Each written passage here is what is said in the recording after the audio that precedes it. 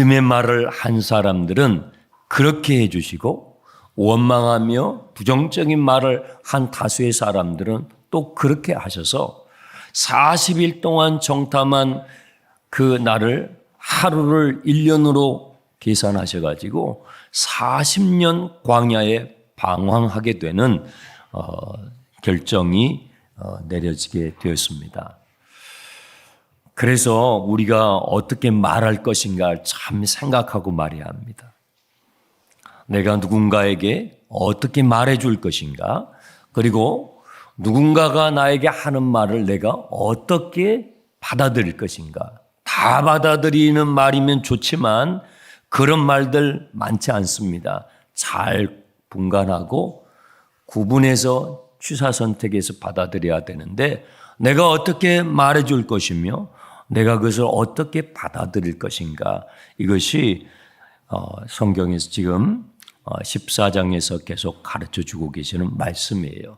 말은요, 오늘 하루에 우리의 향방을 잡아줍니다. 방향을 잡아줘요. 방향이 매우 중요해요.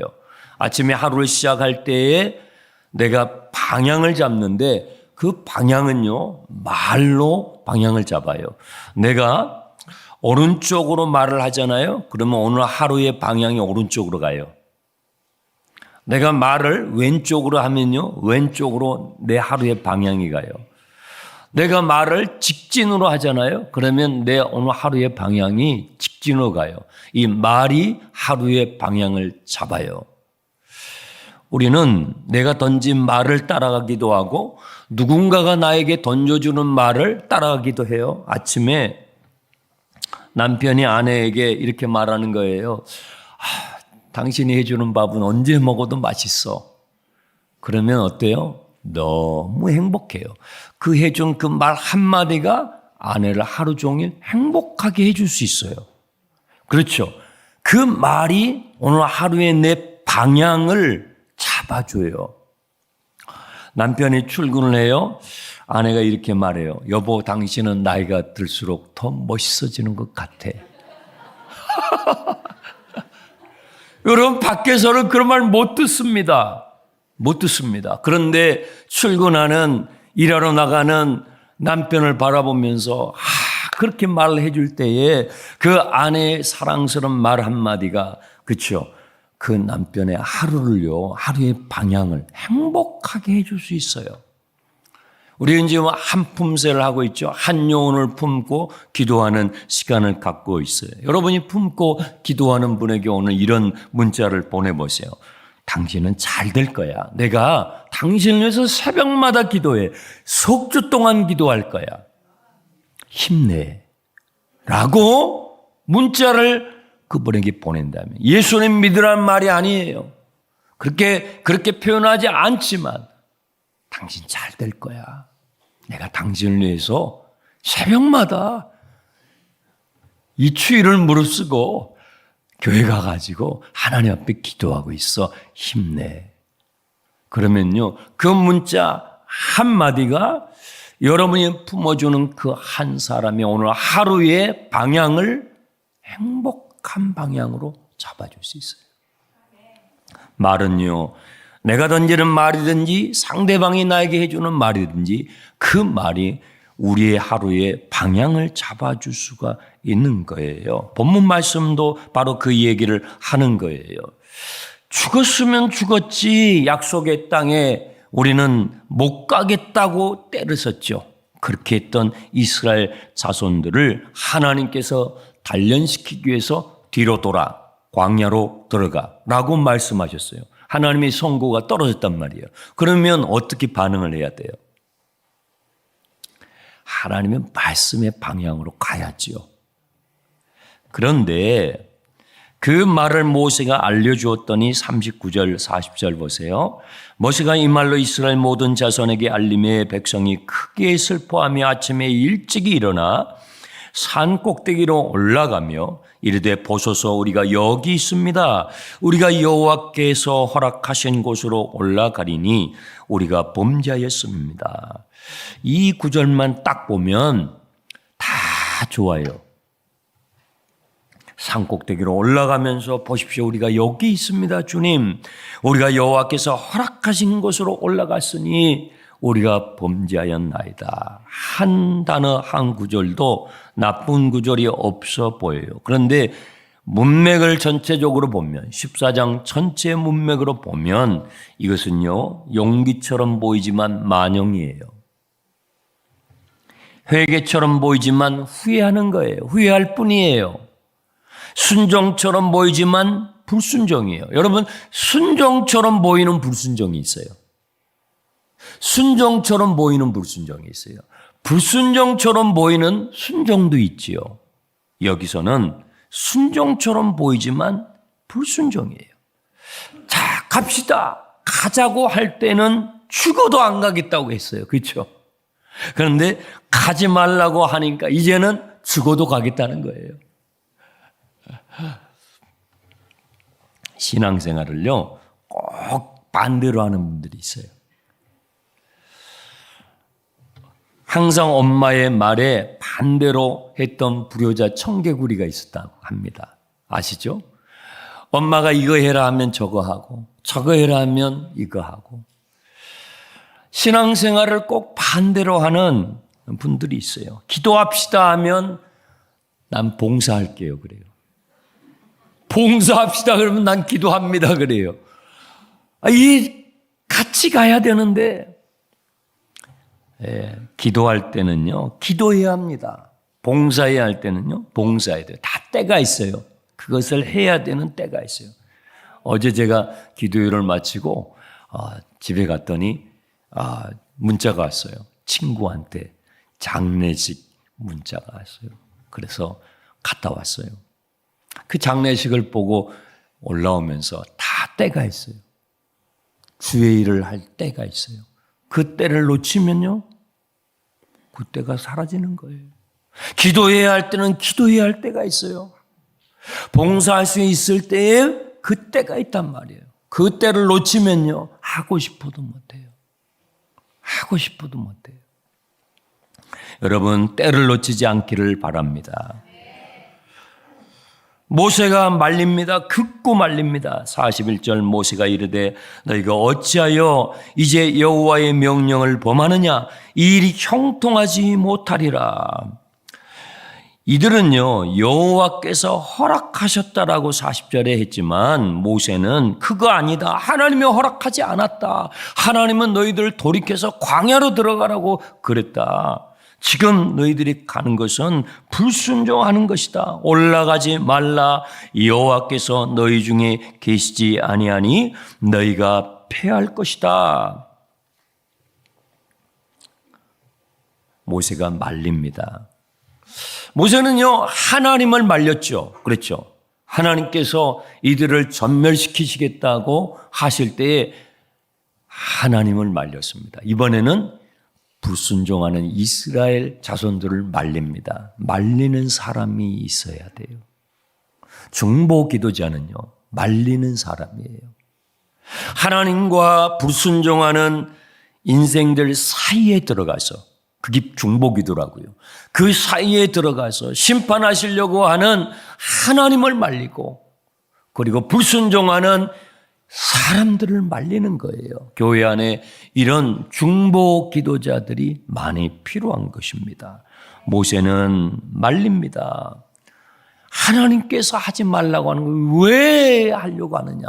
가라고 할 때는 가지 않고 이제 가지 말라고 하니까 또 가려고 하느냐 하면서 극구 만류를 하는 것입니다. 하나님이 너희 중에 계시지 아니하니 올라가지 말라. 너희가 반드시 패배할 것이다. 그런데 보세요. 44절. 그들이 어떻게 했어요? 그래도 올라갔어요. 이 고집스러운 인간을 보세요. 네, 그들이 그래도 올라갔어요. 이게 참 우리 인간의 타락한 죄성입니다. 왜 이 사람들은 올라갔을까요? 이렇게 하면 하나님이 우리를 잘 봐주시지 않을까? 이렇게라도 하면, 이제라도 이렇게라도 하면 하나님께서 혹시 잘 봐주시지 않을까? 그렇지 않죠. 내 생각이 옳아 하는 이 고집스러움. 하나님이 선고를 하셨잖아요. 그러면 거기에 반응을 할 수 있어야 이 신앙이거든요. 그런데 이 사람들은요, 그냥 고집을 부리는 거예요. 내 생각이 더 옳다는 것이죠. 그 결과가 무엇입니까? 45절입니다. 아말렉인과 산간지대에 거주하는 가나안이 내려와서 그들을 무찌르고 호르마까지 패배하게 됩니다. 참패하게 됩니다. 이것은요, 출애굽한 이후에 이스라엘 백성들이 경험한 최초의 패배입니다. 여러분, 그리스도인의 승리의 비결이 무엇일까요? 어떻게 하면 오늘 하루를, 어떻게 하면 우리의 삶을 승리하는 그리스도인으로 살아갈 수 있을까요? 여러분, 주님의 말씀을 따라가야 합니다. 구름기둥, 불기둥을 따라가야 하는 것입니다. 내 생각, 내 경험, 내 실력이 아니라 우리의 인생의 주인 되시는 주님의 말씀을 청종하며 따라갈 수 있는 사람이 되어야 하는 것입니다. 모세처럼 말이에요. 팔순의 모세처럼 말입니다. 제가 신앙생활을 하면서 어떤 게 주님이 주시는 음성일까? 어떤 게 주님의 음성이지? 헷갈릴 때가 있잖아요. 주님의 음성을 잘 청종하며 따라가는 것이 승리의 비결인데 어떤 것이 주님의 음성인가 헷갈릴 때가 있단 말이에요.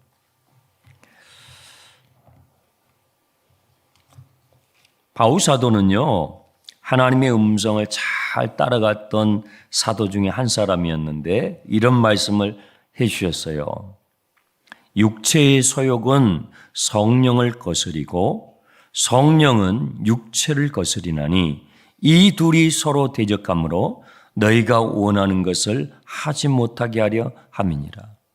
우리 안에, 그리스도인 안에는요, 두 가지 소욕이 있어요.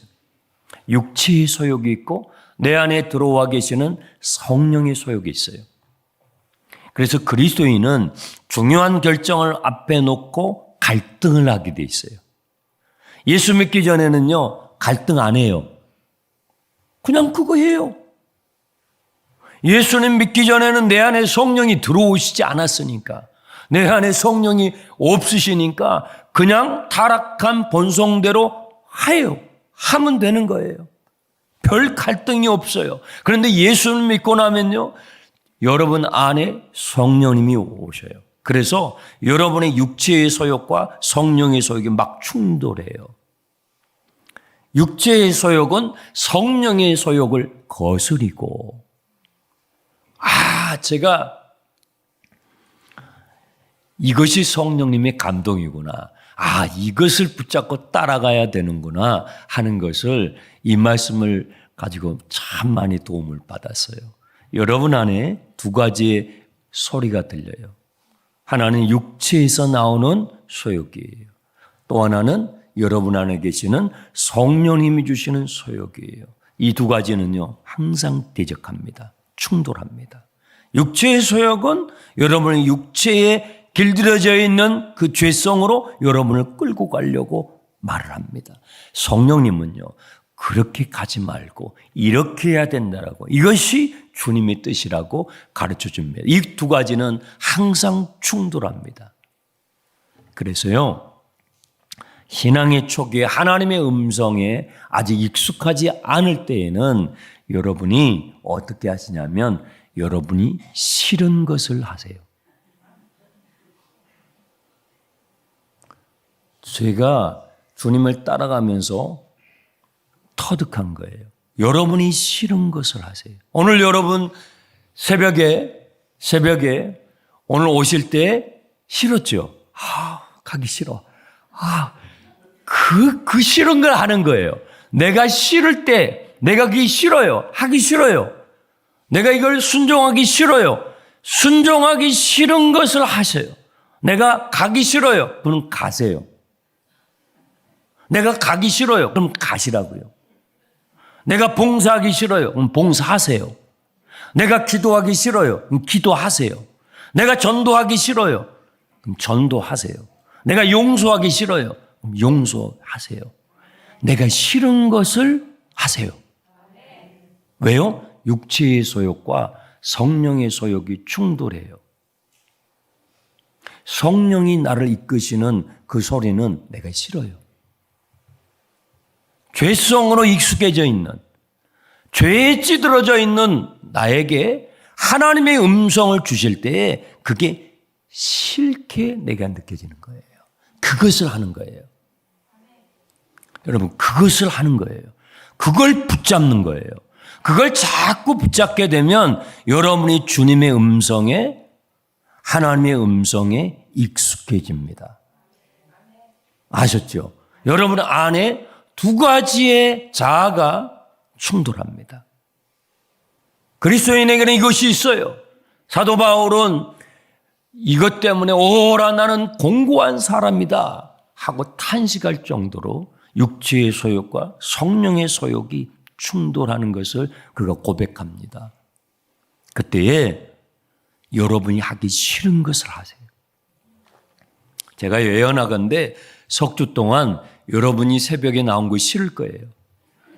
분명히 싫을 거예요. 좋은 분 99% 없어요. 목사님은요?